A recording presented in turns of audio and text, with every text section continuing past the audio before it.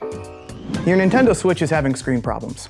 Hey, I'm Kyle, your local tech expert at uBreakiFix, and today we're actually going to talk through some of the things and some of the reasons that you might actually be seeing causing this. When customers bring in a Switch with screen problems, I'd say the two most common things that we see are either going to be just a straight up cracked screen or lines and glitches that go across it. The most extreme example of a Switch screen repair I've ever had and I've ever encountered myself was the Switch itself actually got thrown out the window of a moving car and danced down the highway. What ended up happening to it is not only was the screen completely shattered, but the housing was bent, all the buttons were cracked, one of the Joy-Cons were missing. Honestly, it was a mess. That said, there were some things that he could do to actually help us bring it back to life. He went ahead and gathered the controllers and the Joy-Cons. One, having all of the original equipment helps us because we know what went wrong with it and what needs replaced. Two, he was able to tell us exactly what happened. That helps us diagnose the issue and really dive in and figure out what we need to replace. And then three, with a complete list of everything that went on, we're able to go in and not have to do any re-repairs. One of the hardest things about fixing consoles like this that are handheld and portable are when we try to do things ourselves because everything is so compact, it's very easy to cause more damage than we're actually fixing. So because all of those three things happened, we're able to bring it back to life and he was good to go and leave with a new Switch. A common DIY fix that we see people try, unfortunately all the time, that ends up causing more damage is, well, they try to fix the screen themselves. And so what they do is they go and they try to pry up the glass of the screen to see if they can swap it out on their own.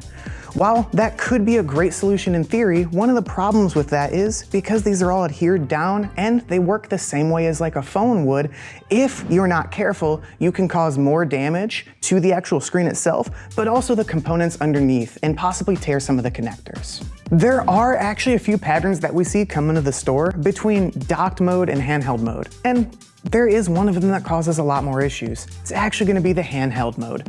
The reason for that is because when you're in handheld mode, similar to like you can see here, you're always moving it around. There's a big old piece of glass here that's really fragile.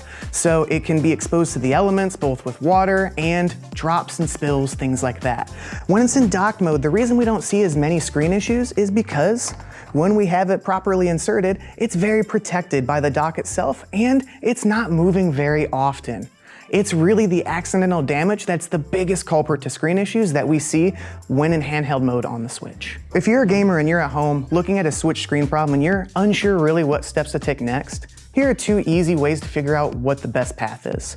If you're just seeing lines across like purple glitches and switches across the screen, typically that can be something like a calibration problem or just a reseating problem, where we need to just make sure the connections are nice and tight. If the issue with the screen is only happening when it's docked, like you see here, usually the biggest culprit is actually gonna be the dock itself or the connector, i.e. the HDMI port, that goes from this to the TV.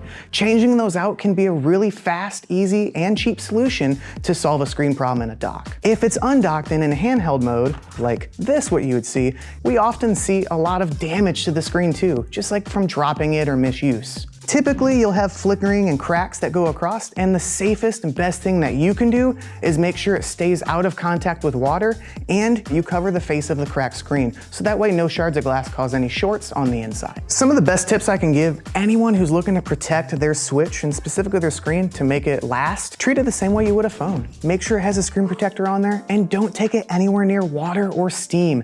That can cause a lot of issues. But the tips don't stop there. There are some other things that we can do to help get the most life out of your Switch as well. For example, the Joy-Cons that we see on the side, make sure they're protected. There's a very small connection here that can be easy to break. When we're transporting it, make sure you take it out of the dock. Never throw it in a bag like this because a lot of those connections can shake and jostle against each other and cause some damage as well. Visit uBreakiFix.com or your local uBreakiFix by Asurion store for diagnostics, repair, and more. And don't forget to like and subscribe for more tips about your favorite devices.